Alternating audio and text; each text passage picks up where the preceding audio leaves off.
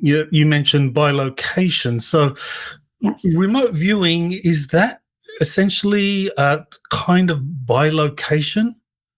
It is, or at least I think it should be, but it truly is a form of bilocation. So, for example, in one of my student classes recently, I gave them an experience, a target, which was a photograph of all these little kids at a county fair, and they were having a pie eating contest. And so the photograph shows all these kids around this big table and they're stuffing themselves full of pie, and there's a guy there with a stopwatch in the photo.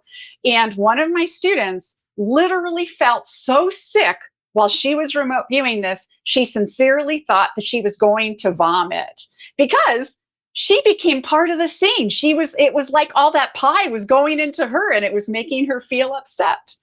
And another example, I gave out a photograph of Jacques Cousteau under the sea, famous oceanic explorer, and he's there in his diving suit swimming around with some fish.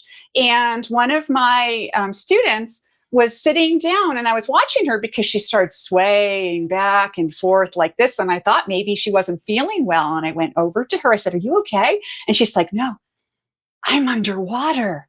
She knew where she was. She could see everything around her, and it felt as real as being underwater feels. So bilocation is real. The more that you practice any kind of remote viewing, the more bilocation you have and the more visceral these experiences become.